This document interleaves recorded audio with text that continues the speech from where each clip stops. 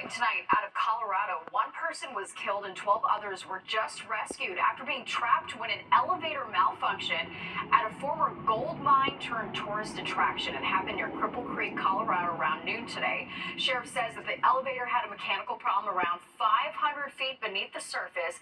11 people who were riding in it were rescued. The 12 who were trapped were just pulled to safety after an hours-long ordeal.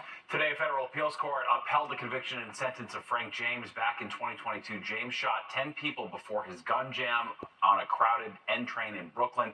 Thankfully, all of them survived. He later pleaded guilty to all counts and was sentenced to 10 concurrent life sentences. His lawyers argued James did not act with the intent to kill. The appeals court disagreed. Police are looking for a group of suspects wanted for stealing ATM machines from businesses in Brooklyn and Manhattan. Police say the criminals are ripping out the ATMs and getting away with machines full of cash. They usually break in through the front door or cut open a gate to get inside, and then they load the machines into a dark-colored minivan or white van. The group has hit 20 different locations since June, including bodegas and pizzerias. I can't believe they did it. Like, it's just crazy. I don't know how they got it. I think it's heavy. I think it's very, very heavy. So I don't know how they got it out so fast without anybody seeing them, too. That's pretty wild. The pizzeria owner there says the machine was bolted to the ground and had just been loaded up with cash. Police looking for the person who stole money from a 7-year-old. You can see in this surveillance video the suspect snatches the money right out of the boy's hand, then casually walks away. It happened September 24th in the concourse section of the Bronx. It did not end there, though. Police say when the boy's mother tried to stop the suspect, they punched her in the face. She was not seriously injured, thankfully. Well, New York City warning about potential solar storm that could disrupt critical systems. It's called a geomagnetic storm, which can cause changes in solar wind currents and create a major disturbance.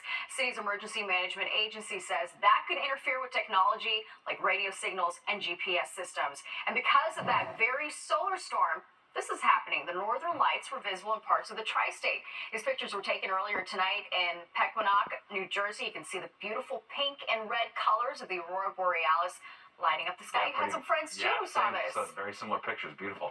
Well, a new study reinforcing the idea that it's never too late to quit smoking cigarettes. Research from the University of Michigan says even if you quit later in life, you will still live longer. The study says smokers lose anywhere from 4 to 9 years off their life depending on how long they've smoked. But the new data shows that nearly 10% of people who quit smoking at 65 gained at least 8 more years of life. That's encouraging. All right, TD Bank about to pay up big time to the tune of $3 billion. The historic settlement comes after the DOJ says the bank allowed financial crime to flourish. Fox 5's Kendall Green is live in the studio with more on the stunning guilty plea. Kendall. Hey, good evening, Steve Natasha. Ironically, TD Bank's official motto is America's most convenient bank.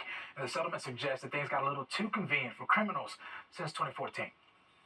TD Bank, the largest bank in the U.S., pled guilty to multiple felonies for failing to take action against multi-million-dollar money laundering schemes. A bank that willfully fails to protect against criminal schemes is also a criminal. That is what TD Bank was.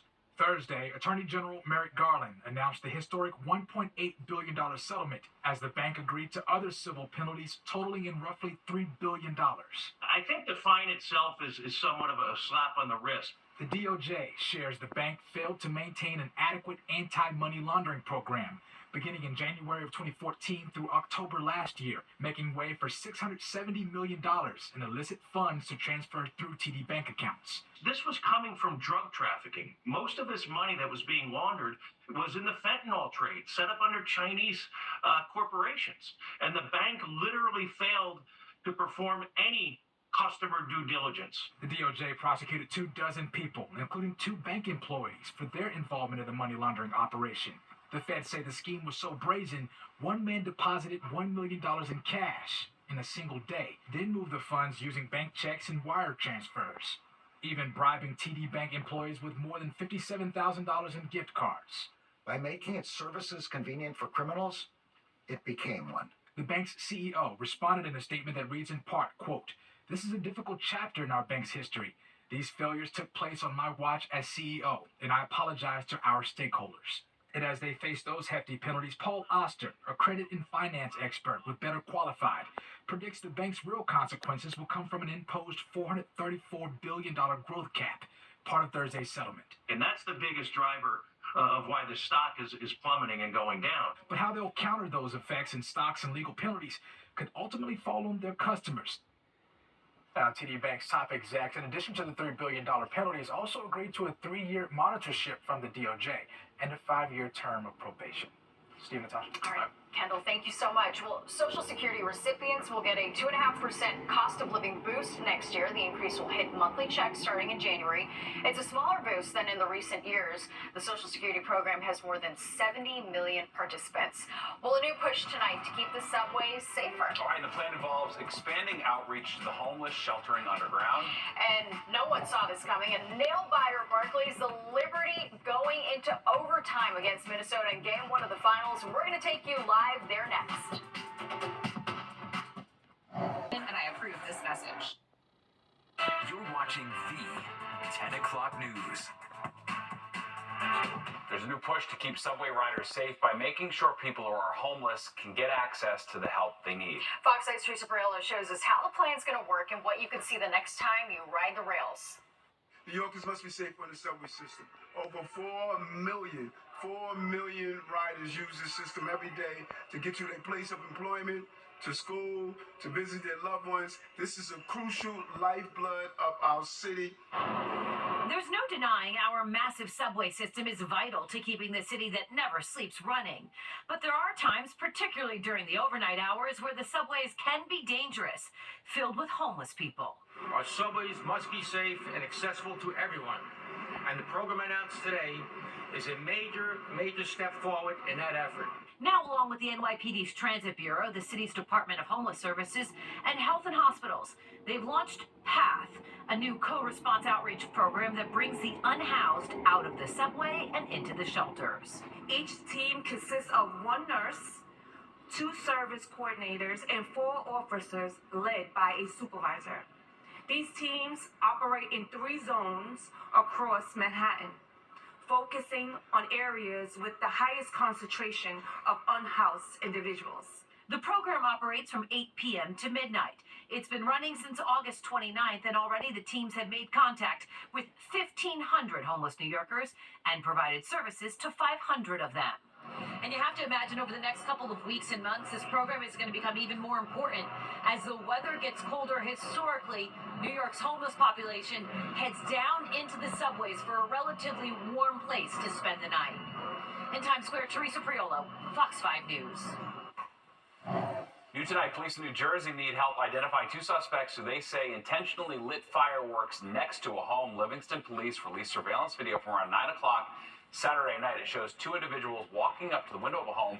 Look at that, crouching down, lighting the fireworks, then kicking off and running home. If you know who they are, Livingston police want you to call the Department Detective Bureau. That's pretty wild video wild. right there, yeah. And police in Queens looking for the suspects in a subway slashing. Authorities say it took place around 2 o'clock this afternoon at the Sutphin Boulevard station in Jamaica. According to police, the 2 suspects took the victim's phone and then slashed him in the face with a knife.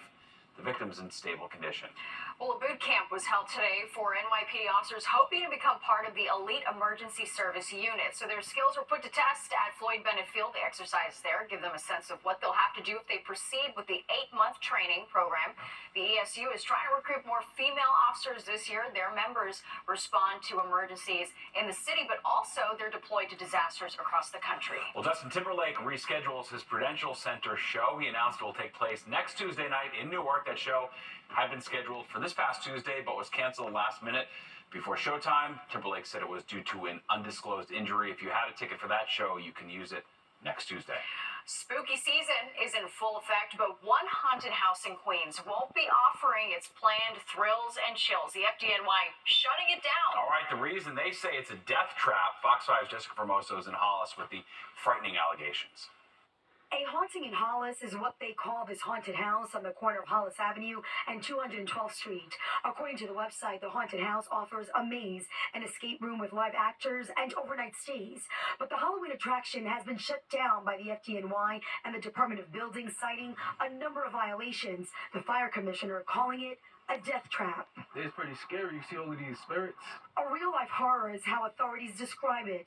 On Saturday, inspectors showed up, and once inside, they found numerous hazards at this private dwelling, including blocked exits, holes in the walls and floors, and electrical issues. The FDNY telling Fox 5, all of the conditions and violations required immediate action as they posed life safety hazards that could have been tragic if there was a fire at this location. The Department of Buildings issuing a full vacate order. It's a haunted house. It should be fun and safe environment for everybody who wants to enjoy the spirit of Halloween. And one local resident says it was just last Thursday when there was a line of people waiting to get inside the haunted house, and police were out here directing traffic. They say it's a dead trap, but I can't believe that. Neighbors say the haunted house has been around for a few years, and every Halloween it's a hit, with crowds lining up to get inside. We tried to purchase tickets on the website, but got this message: sorry, there is no online availability for October 2024. We call the number below, but no answer, just a recorded message saying they are temporarily closed. In Hollis, Queens, I'm Jessica Formoso, Fox 5 News. It's also spooky. Oh my goodness. Well, the royal couple is stepping back into the public spotlight. Princess Kate and Prince William making their first public appearance together since Kate finished her chemotherapy. And if you can't be in Kansas City to cheer on the Yankees, we've got the next best thing. We're going to take you live to a watch party in the Bronx.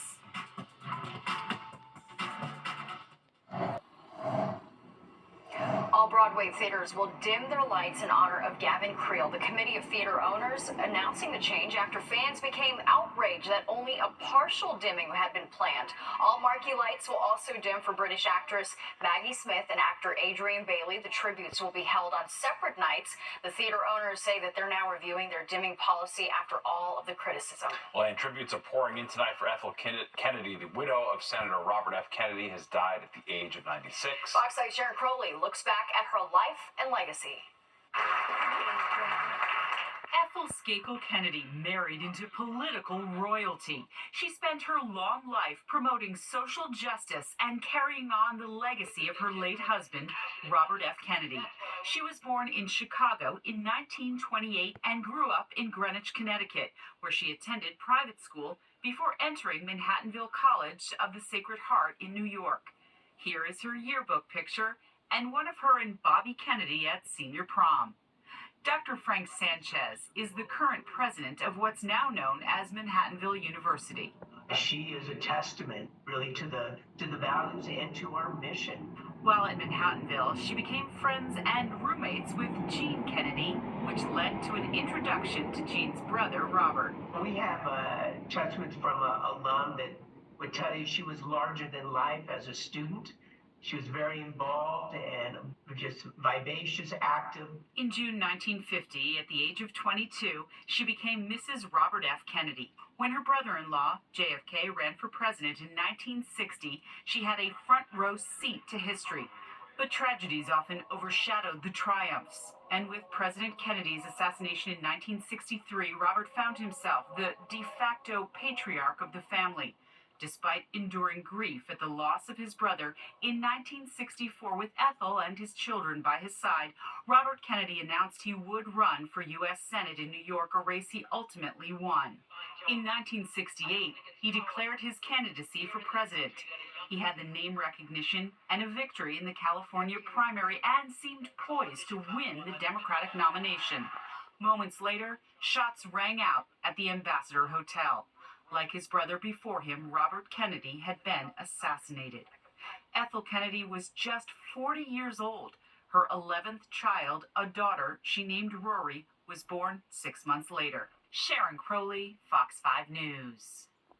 Prince William and Princess Kate making their first joint public appearance since she finished chemotherapy. The couple met with the parents of victims of a stabbing rampage at a dance class that claimed the lives of 3 girls. William and Kate also met with emergency services who responded to that attack. Princess Kate announcing in September that she had completed chemotherapy and was focused on staying cancer-free.